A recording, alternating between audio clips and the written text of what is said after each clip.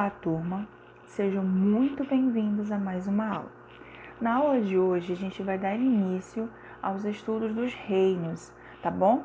E como a gente viu lá em sistemática filogenética, a gente vai começar estudando do reino mais simples para o reino mais complexo, tá bom? Daquele reino mais primitivo até aquele reino mais bem adaptado, mais bem formado, e a gente vai seguindo passo a passo de cada reino, ok?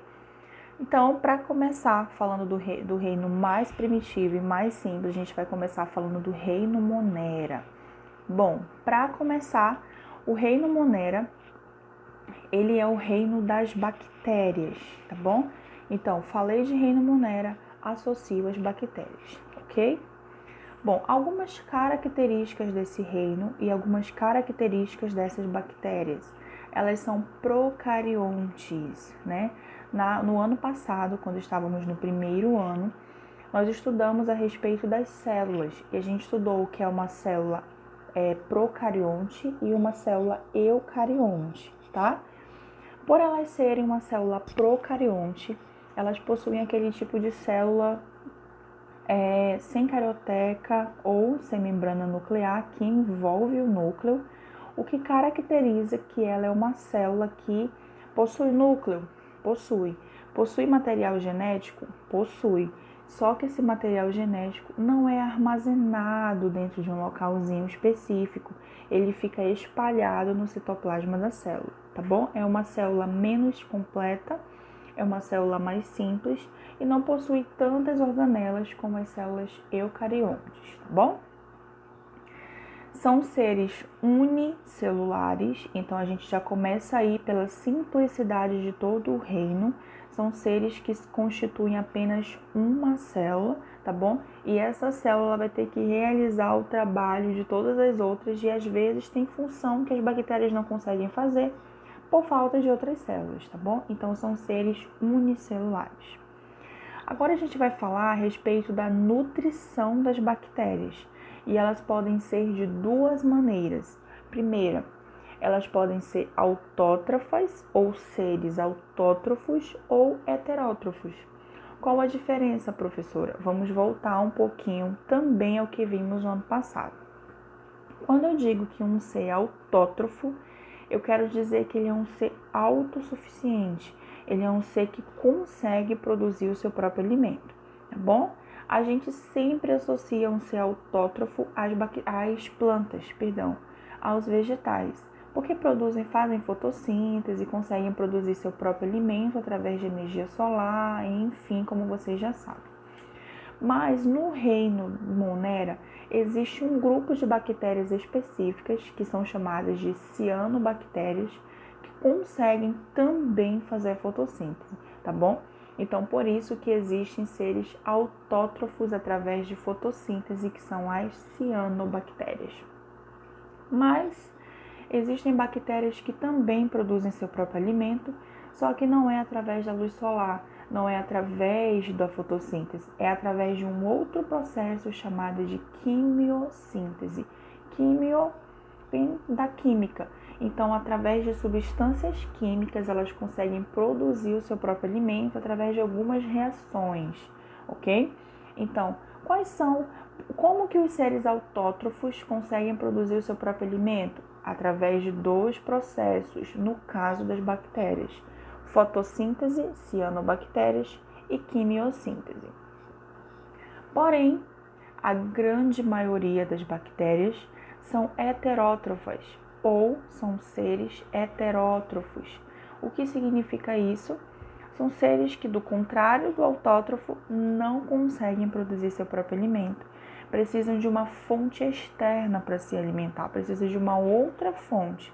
Por isso o termo hétero vem de diferente, então uma diferente forma de me alimentar, ok?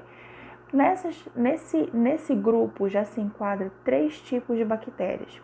As saprófilas, que são as bactérias que são decompositoras, a gente vai entender isso mais um pouquinho para frente. As parasitas, que são as bactérias que me causam doença. E as simbiontes. O que são bactérias simbiontes? Lembra que a gente estudou ano passado sobre a simbiose?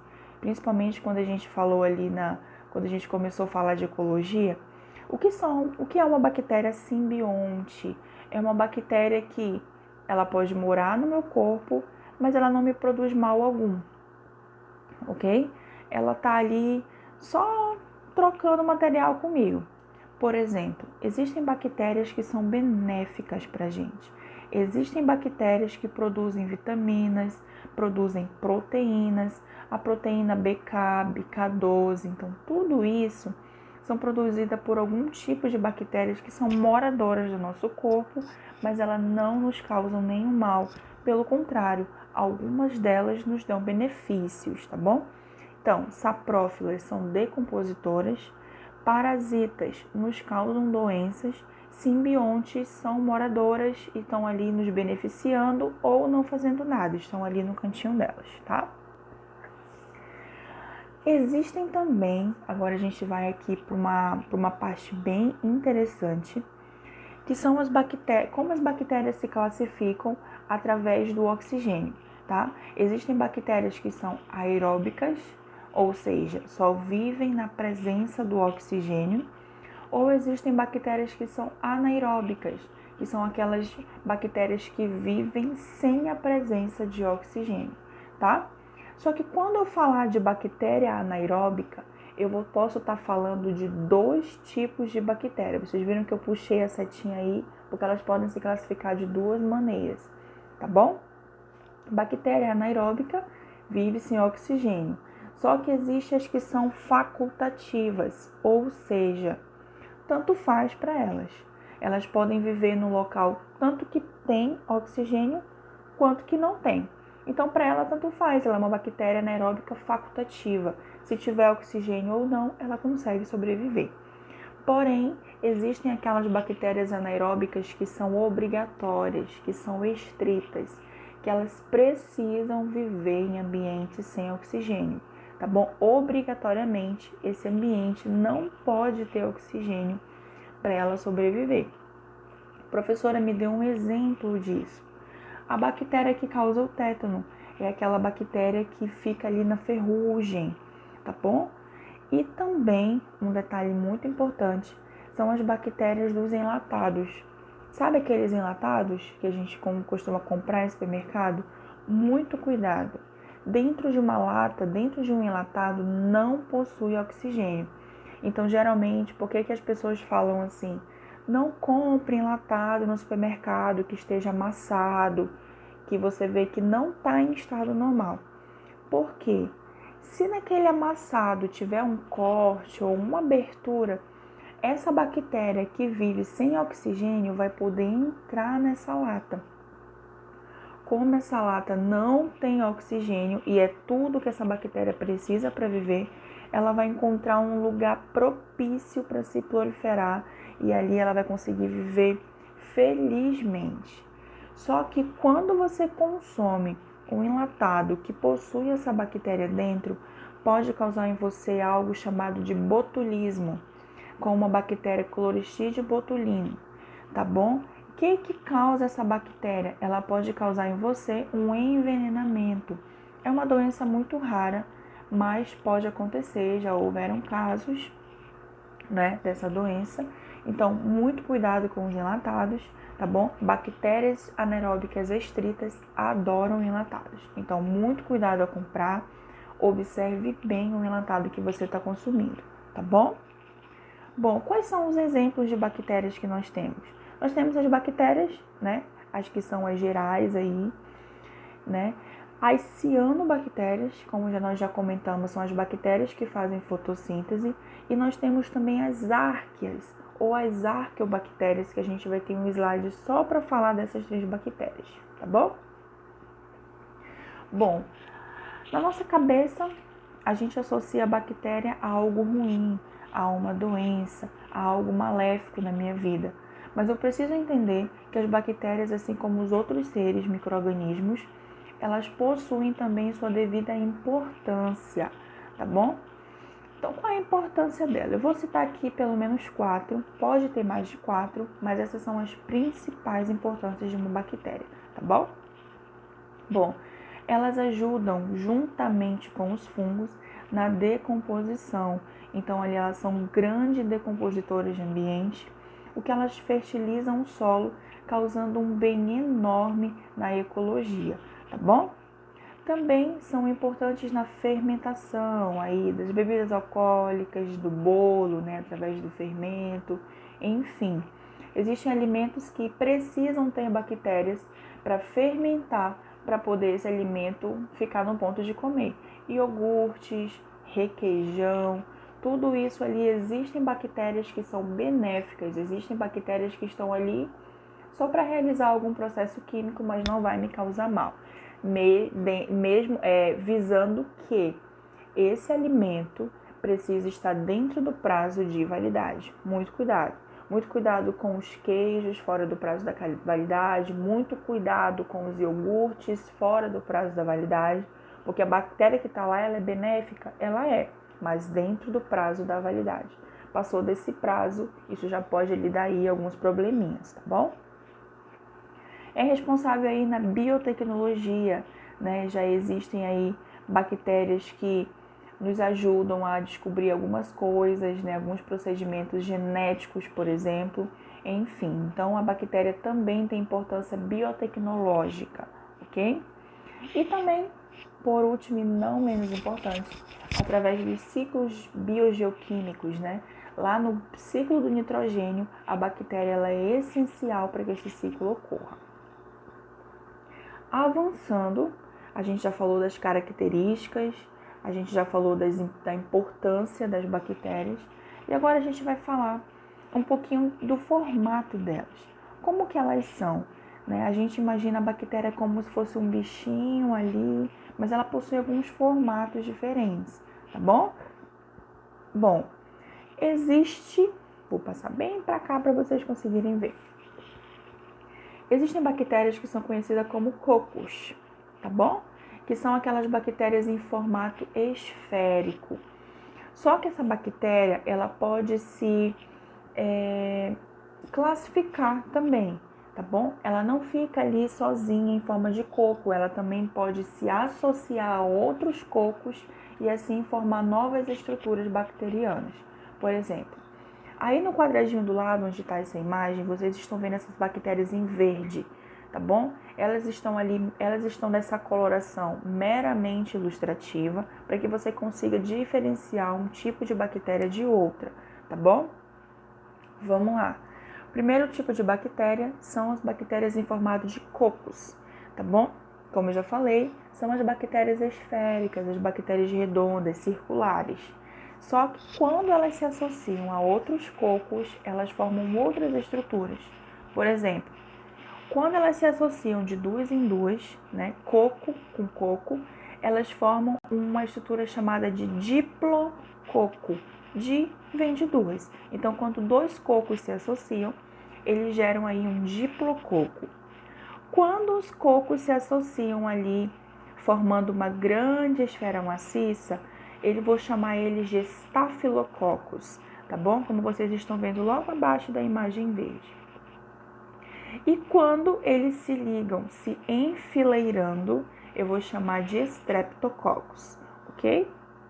O segundo tipo de bactéria que a gente vai ver é essa bactéria que está aí meio vermelha, com branco, né? Tá assim, misturando as cores aí, que são os espirilos, que, como o próprio nome já diz, são aquela forma de bactéria que são em espiral, tá bom? Como vocês podem ver na imagem de espirilo. Terceira forma bacteriana são os vibriões. Como vocês podem ver em amarelo, vibrião eu posso associar uma vírgula. É como se fosse aquelas bactérias em forma de vírgula, tá bom? Tem também, eu não descrevi, mas eu vou citar para vocês, os bacilos, que são as bactérias mais conhecidas, geralmente as que são as mais parasitas, né? Que está em azul, que tem formato de bastão, tá bom? Bacilos lembra bastão. Bom, agora, galera, a gente vai estudar como as bactérias se reproduzem. Eu acho que vocês já ouviram falar por aí qual a grande capacidade reprodutiva de uma bactéria, tá bom? Principalmente se for de maneira assexuada, uma bactéria é o ser que mais consegue se reproduzir de forma assexuada. Ela consegue fazer milhares de cópias delas mesmas em segundos, tá bom? Então, dentro de segundos, eu posso ter milhares de bactérias, cópias de uma genitora, ok? Para começar, elas se reproduzem das duas maneiras, tanto da maneira sexuada quanto da maneira assexuada. Então, a gente vai começar falando da reprodução assexuada das bactérias, ok? O que é uma reprodução assexuada? Não ocorre troca de material genético. Todo produto dessa reprodução são cópias, são clones, são seres idênticos, porque possuem o mesmo material genético, tá? A primeira reprodução é a cisparidade ou bipartição ou divisão binária. No quarto bimestre, lá no ano passado, quando estávamos no primeiro ano, nós estudamos os tipos de reprodução e nós vimos a bipartição por lá, né? Então, só relembrando, é quando uma bactéria começa a sofrer o processo de divisão celular e acaba se dividindo em duas. Então, é como se fosse uma célula filha, uma célula mãe, se dividindo em duas células filhas. Professora, isso não é mitose? Não, isso não é mitose, porque para ser considerado uma mitose, uma divisão celular de fato, ela precisaria passar por várias etapas, prófase, anáfase, todas aquelas fases que a gente já conhece de uma divisão celular, mas ela não passa por esse processo, tá bom? As coisas acontecem mesmo assim, ó, ok? Ela não tem muito tempo a perder, ela precisa se reproduzir para cada vez se tornar mais resistente. Lembre-se, estamos falando de bactérias, ok? São uns serzinhos bem chatinhos em relação à reprodução, sim. Porque quanto mais cópias delas mesmas ela fizer no nosso corpo, mais a tal doença se espalha, mais ela fica resistente, enfim. Então, tudo precisa ser muito rápido. Então, cisparidade ou bipartição ou divisão binária, pode ser os três nomes, é quando uma célula mãe se divide em duas células filhas. Lembrando, por ser uma reprodução assexuada, essas células são idênticas, são clones uma da outra, ok? Segundo tipo de reprodução assexuada é quando acontece por esporulação, ok? Nós também vimos no quarto bimestre do primeiro ano, mas a gente vai rever novamente, caso você não saiba ainda o que é uma esporulação. Bom, quando eu falar de esporulação e estiver falando de bactéria, você vai associar a resistência bacteriana, tá bom? O que acontece? Quando uma bactéria ela se sente ameaçada, ela acha que ela está correndo algum risco, por exemplo, alguém começou a tomar algum antibiótico, ela percebe que ela está no meio desfavorável e que a qualquer momento ela pode ser eliminada. Então, o que ela faz? Ela monta um esporo. O que é o esporo? É uma cápsula com o material genético dela. Então, o que ela faz? Ela pega esse material genético e deixa lá. Quando ela percebe que ela sofre algum risco, ela elimina esse esporo com o material genético dela, que pode ser absorvido por outra bactéria, que é o que a gente vai ver na próxima reprodução. E se essa outra bactéria absorve esse esporo, ela se torna muito mais resistente do que antes. Pensa comigo, você tem o seu DNA formado. Caso alguém injete ou, sei lá, faça ali uma esporulação de DNA e coloque um outro DNA em você, será que você vai continuar o mesmo ou você vai sofrer alguma mudança? É claro que você vai mudar. Então, por isso que as bactérias fazem isso. Quando elas sentem que elas vão morrer, elas precisam deixar o material genético delas para que outra bactéria absorva e se torne mais resistente. Esse é o processo de esporulação. Agora, a gente vai estudar a respeito da reprodução sexuada de uma bactéria. Professora, qual é a diferença de uma reprodução assexuada para uma sexuada? Caso você não tenha assistido, de novo, a aula do 4º bimestre do ano passado. Bom, quando eu falo de reprodução sexuada, eu estou falando de troca de material genético. Atenção! Troca de material genético. Nem sempre vai ter contato. Nem sempre eu vou ligar duas coisas para trocar material. Às vezes essas coisas acontecem somente sendo absorvidos, tá bom? Então, cuidado.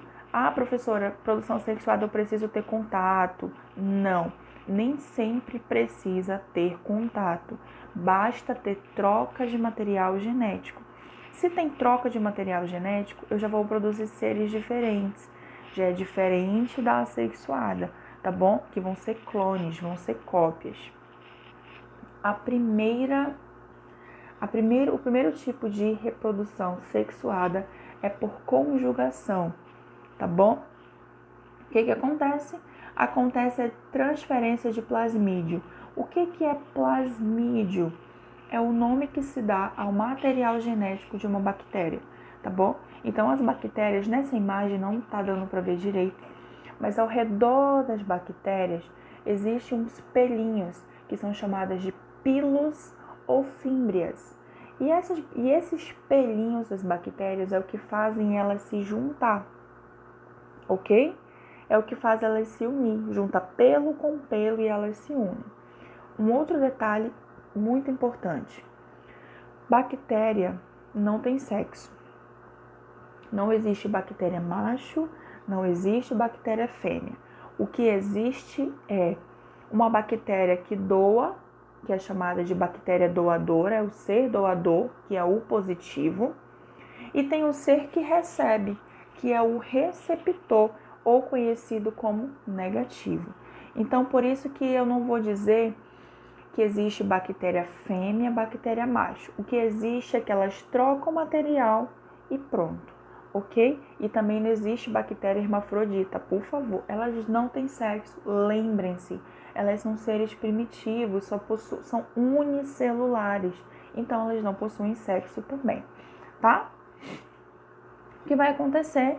Isso também está ligado à resistência bacteriana.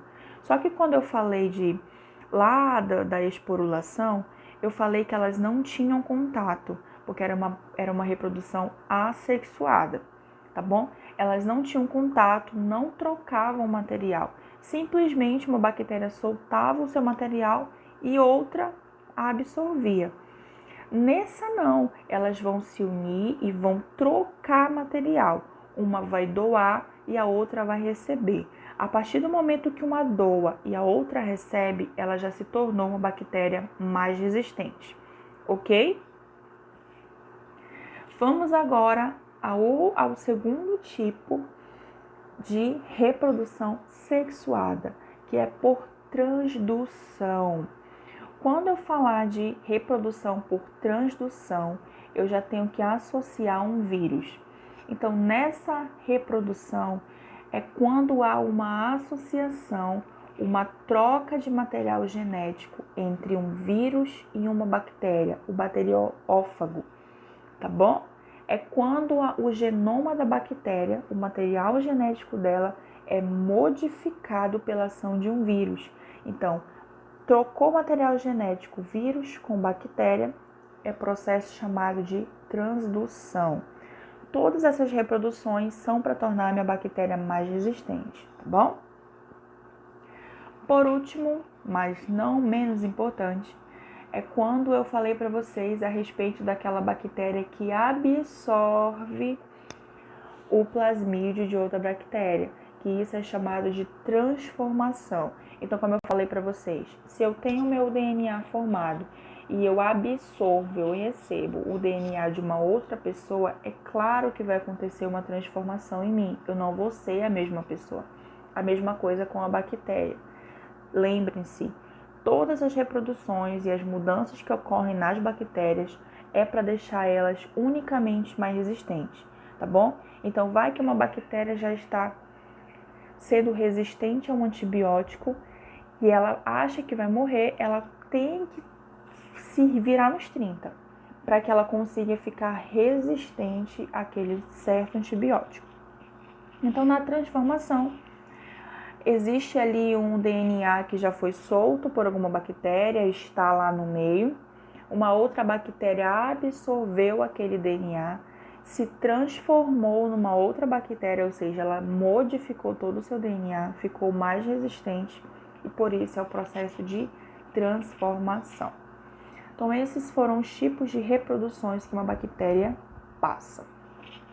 Por último, galera, eu preciso falar para vocês, isso aqui cai muito em prova, a respeito da coloração de Gram.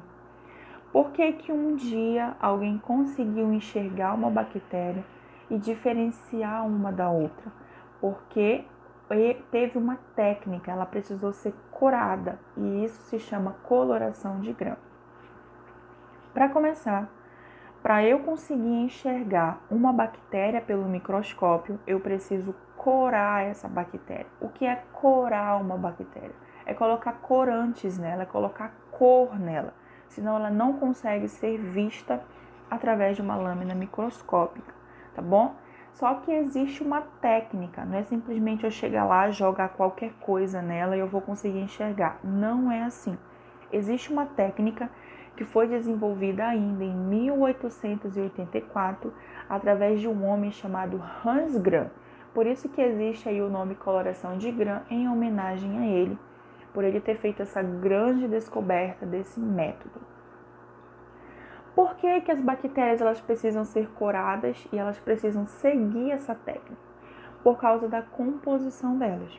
Elas possuem uma parede rica em peptoglicano e a membrana plasmática de lipídio e proteína. Então, quando eu jogo alguns tipos de substância nessas duas estruturas dela, elas vão me gerar alguns resultados. Vamos ver a seguir. Para começar, existem dois tipos de bactérias com relação, por exemplo, isso aqui está ligado a algo clínico, a algo da medicina. Quando um doutor ele pega o seu exame e verifica se a bactéria é gram-negativa ou gram-positiva, ele, com os estudos dele, vai conseguir identificar como tratar essa bactéria em você, que medicamentos usar em você, ok? Então é por isso que essa técnica é extremamente importante. Existem bactérias gram-negativas e existem bactérias gram-positivas. E as gram-negativas e positivas, elas vão ser associadas dessa maneira através da coloração que elas vão ficar após o procedimento que eu vou ensinar para vocês agora. Para uma bactéria ser considerada gram-negativa, ela precisa ficar vermelha ou rosada. E para uma bactéria ser considerada gram-positiva, ela precisa ficar roxa, tá? Então, essas duas colorações é que vão dar ali o procedimento clínico para tratar essa bactéria. Mas quais são os passos para uma coloração de Gram? Bom, primeiro passo, pega a bactéria, coleta ela, coloca numa lâmina de microscópio e aplica primeiramente um corante chamado de violeta. Tá? Então a gente vai lá, pinga a violeta em cima da bactéria e a gente vai conseguir observar que de instantâneo elas vão ficar ali azul ou roxa, né? Em seguida, depois que essa bactéria já assumiu ali a tonalidade azul, né, ou roxa, eu vou aplicar uma outra substância que é chamada de Lugol. Essa substância Lugol vai servir para fixar esse violeta lá na bactéria que eu acabei de corar, tá bom? Então vai servir para fixar essa coloração, para impregnar essa cor na bactéria. Após isso, após eu aplicar a violeta, após eu colocar o Lugol para fixar, eu vou agora aplicar o etanol. E esse etanol, ele vai dissolver o material orgânico que existe ali, principalmente na membrana da bactéria, que é o lipídio. Então, vai dissolver todo o lipídio. A partir daí, a bactéria já vai sofrer algumas diferenciações. Então, eu coloquei o violeta, coloquei o Lugol para fixar o violeta e em seguida o etanol para dissolver matéria orgânica. Quando essa matéria orgânica começa a ser dissolvida, eu consigo observar a bactéria de outra maneira. E aí ela começa a criar uma coloração diferente. Quando eu aplico o etanol, se a bactéria for uma gram positiva, ela vai ficar ainda mais azul do que ela estava. Parece que vai assim identificar melhor essa coloração azul. Quando eu coloco o etanol e se essa bactéria é uma gram negativa, o azul vai sumir, vai limpar ela, tá bom? Porque vai dissolver o que precisa ser dissolvido. Então, na positiva, deixa mais azul, impregna mais o violeta, e na negativa, limpa, retira toda essa coloração azul. Só que não para por aí, o processo precisa continuar. E por último, para que eu consiga ter um resultado preciso, eu aplico outra substância química, ok? Que é chamada de fucsina básica. É essa fucsina básica que vai me dar o resultado final da minha bactéria, se ela vai ser positiva ou negativa através da cor que ela vai me gerar, tá bom? Se a minha bactéria for positiva, a fucsina básica não pega nela, porque o violeta lá da frente já impregnou, então ela fica roxa, ok? Se a minha bactéria for uma negativa, ela fica vermelha. Não acontece nada com ela, ela continua com aquela coloração arroseada, tá? Então, resumindo, quais são os passos de coloração de gram? Eu preciso aplicar o violeta para conseguir visualizar a bactéria. Em seguida, eu aplico o Lugol para que esse Lugol fixe a violeta na minha bactéria. Após o Lugol, eu aplico o etanol e ele vai dissolver matéria orgânica. Então, pode acontecer duas coisas: ou limpa ou impregna, mas ainda a cor. E por último, para dar o resultado final, vem a fucsina básica. Então, entendo, para eu ter um resultado de uma bactéria gram positiva ou uma gram negativa, ela precisa passar por esses procedimentos. É por isso que geralmente quando a gente faz exames, eles demoram um pouquinho de tempo para ficar pronto. Porque eles precisam ser feitos todos esses testes para identificar o tipo de bactéria e principalmente o tratamento que você vai fazer para essa bactéria, que isso aí já é um laudo clínico, já é um laudo da medicina, ok? Por último, pessoal, eu falei para vocês que eu ia falar a respeito dos tipos de bactérias que existem. Existem aquelas bactérias que a gente já ouviu? São as bactérias em geral, né? Que causam doenças, enfim. Mas também existem as cianobactérias, que eu falei para vocês, que são aquelas bactérias que são fotossintetizantes, né? Elas possuem uma estrutura que ajudam ela a fazer fotossíntese. Onde elas são encontradas, professora? No mar, na água doce, no meio terrestre, no meio úmido e etc. Mas também eu falei para vocês das árqueas ou arqueobactérias. Quem são elas? Elas são geneticamente diferentes das bactérias. Por quê? São aquelas bactérias bem resistentes, bem louconas. Por quê? Elas vivem em ambientes inóspidos. O que seriam ambientes inóspidos, professora? São aqueles ambientes que quando a gente pensa, a gente imagina que não vai ser possível existir vida ali. São ambientes extremos, por exemplo, fontes termais, mares altamente salgados, proximidade de vulcões ou lugares muito, muito frios onde não há possibilidade de vida, mas as árqueas, por serem altamente resistentes, elas conseguem sobreviver ali. Bom, essa foi a nossa aula de Reino Monera. Talvez ela tenha ficado um pouquinho longa, mas é porque esses detalhes são essenciais para o seu entendimento e que futuramente pode ser cobrado numa prova para você, tá bom? Então, qualquer dúvida que ficou, me procure, a gente vai sanar essa dúvida e você vai ser um aluno top em Reino Monera. Um beijo, até a próxima aula.